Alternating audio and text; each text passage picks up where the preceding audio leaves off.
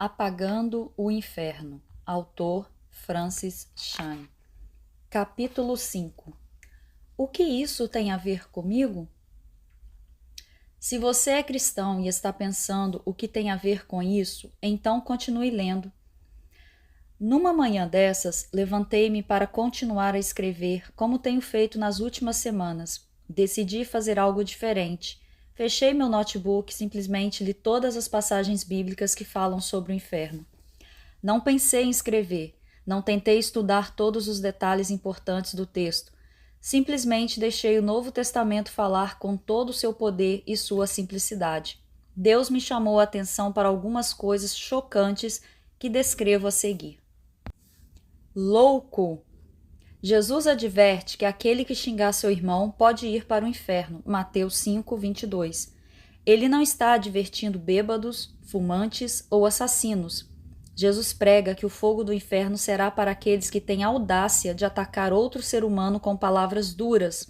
É irônico, na verdade, assustador, pensar que pessoas escreveram livros, pregaram sermões ou criaram blogs sobre o inferno, mas deixaram isso completamente de lado.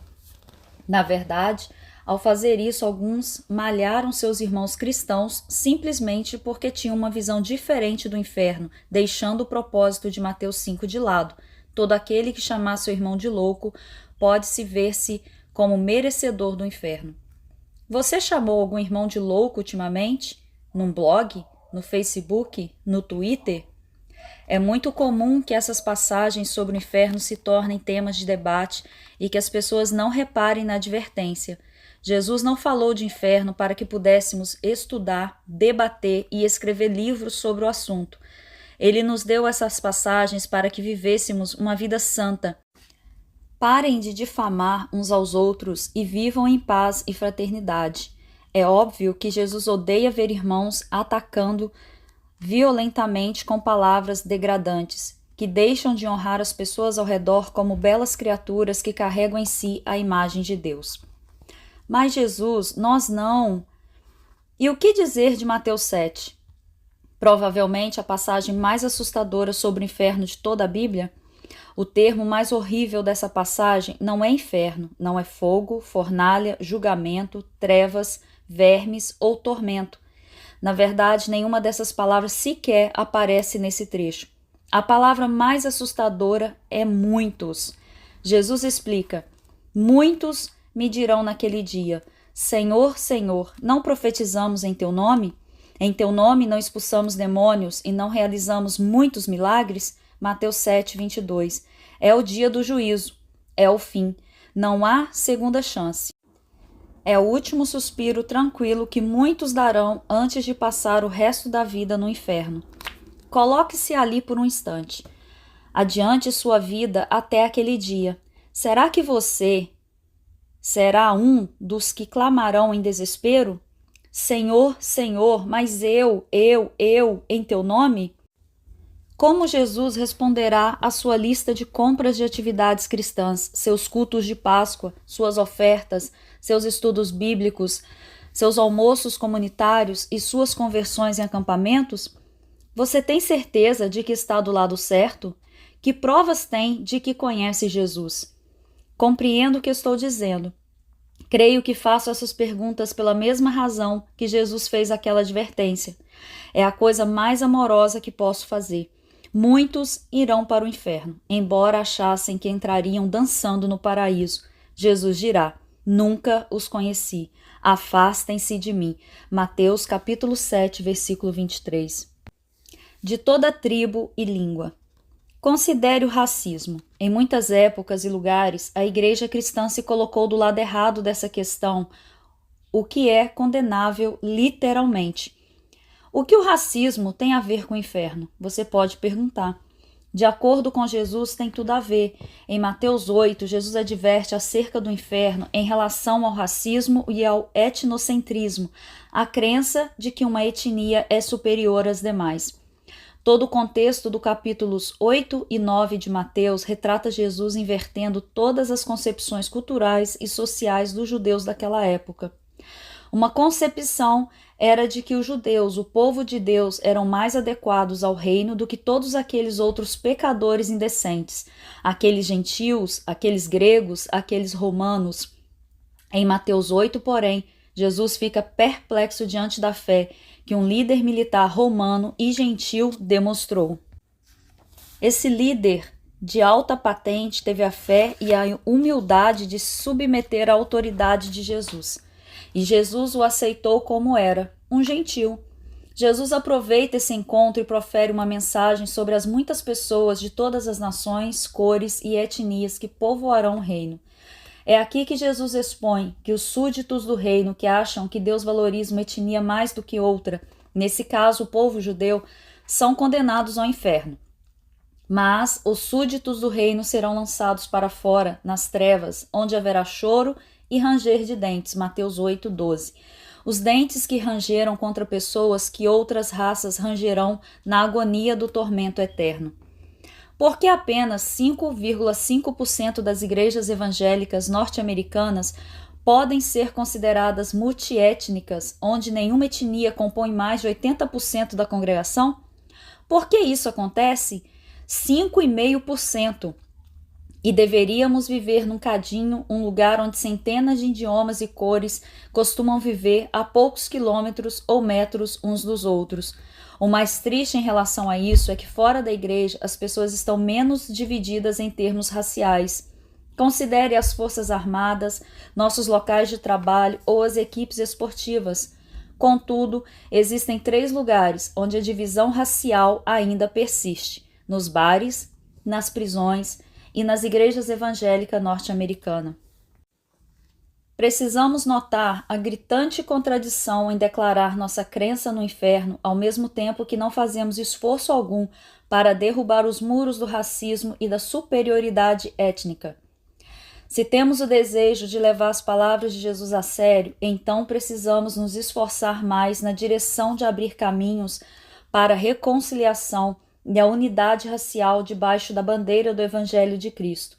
Um dia, Cristo voltará e haverá um maravilhoso culto de adoração com tambores africanos, cítaras indianas e uma orquestra de trompetes mariachi, no qual pessoas de toda a tribo, língua, nação e raça dobrarão seus joelhos diante do rei e celebrarão.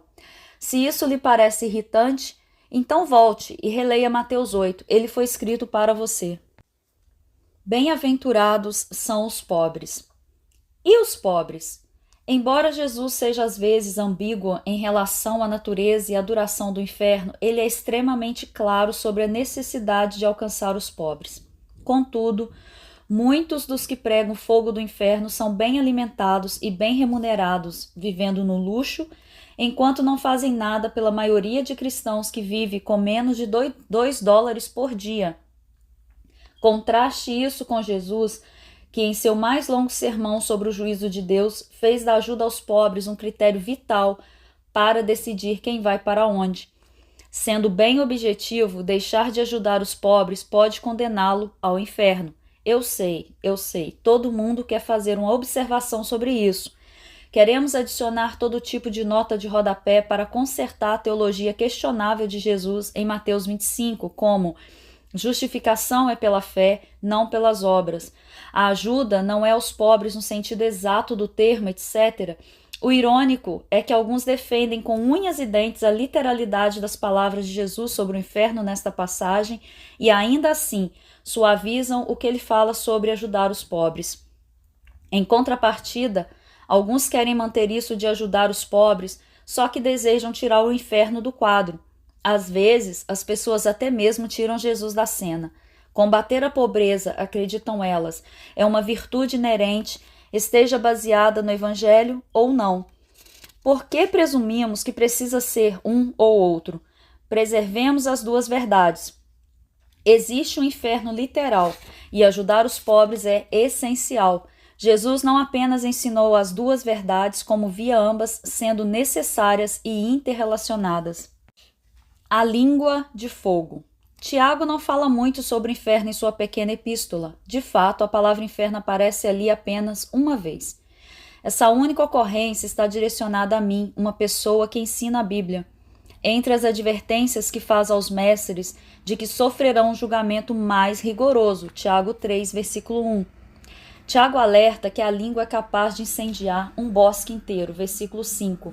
A língua é um fogo, alegoriza Tiago, e ela é acesa pelo fogo do inferno, versículo 6. Mais uma vez, pense nos mestres, naqueles que se levantam e comunicam a palavra de Deus ao povo de Deus. É para esse contexto que Tiago reserva sua única advertência em relação ao inferno. Ele não adverte bêbados, ladrões ou adúlteros sobre a possibilidade de ir para o inferno. Não há dúvida de que Tiago concorda que os pecadores de todo tipo irão para o inferno. Porém, por alguma razão específica, ele reserva sua única advertência explícita e bastante pungente para os que ensinam a palavra de Deus. O mesmo acontece com 2 Pedro e Judas. Como vimos no capítulo anterior, essas pequenas cartas estão cheias de menções ao fogo do inferno e enfatizam que este é um lugar para os falsos mestres, aqueles que dizem falar em nome de Deus, mas que na verdade falam por si mesmos. De acordo com Pedro e Judas, esses mestres estão entre nós, tirando proveito por meio de palavras falsas. Eles satisfazem a carne, desprezam a autoridade, são gananciosos, hipócritas e fazem que muitos se desviem. Falam muito sobre Deus, no entanto, os deuses nos quais eles realmente se deleitam são seu próprio estômago e sua carteira. Pedro e Judas dizem que eles seguem para o inferno. Morno e feliz. Como já vimos, as imagens mais terríveis do inferno aparecem no livro de Apocalipse. Vamos recordar o contexto no qual João escreveu esse livro. Não se trata de um folheto evangelístico escrito para descrentes. As passagens sobre o inferno presentes ali não foram planejadas para gerar conversões nem para atrair pessoas ao reino pelo medo. Foram planejadas para exortar os cristãos a manterem a fé no meio da adversidade. De fato, as descrições do inferno existentes em Apocalipse 14, 20 e 21 foram registradas em primeiro lugar, tendo em mente as 7 igrejas de Apocalipse 2 e 3. Naquelas igrejas havia os que abandonaram o primeiro amor, Apocalipse 2, 4. Seguiram a heresia de falsos mestres, versículo 20, e se tornarem complacentes e mornos em virtude da riqueza material que haviam ajuntado, capítulo 3, versículo 15 ao 17. É para pessoas desse tipo, pessoas que confessam Jesus com os lábios, mas o negam com suas ações, que Deus reserva as mais tocantes descrições do fogo do inferno e do enxofre. Odeio dar a impressão de que estou sempre apontando a Igreja dos Estados Unidos, mas é onde vivo, e já vi um número suficiente de igrejas em outros países para saber que nem todo mundo vive como nós. O fato é que poucos o fazem. Nós estamos perigosamente confortáveis, cristãos transbordando riqueza, deixando o vício do conforto e da segurança adormecer a urgência radical do Evangelho. O que é encorajador é que parece haver um número cada vez maior de cristãos norte-americanos reconhecendo isso e mudando. Anime-se diante da declaração que Jesus fez ao abordar a igreja de Sardes. Ele se dirige aos poucos que se recusaram a sucumbir.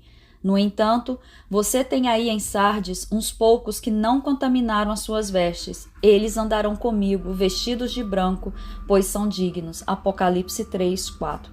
Adoraria ouvir de Jesus essas palavras. Você é digno.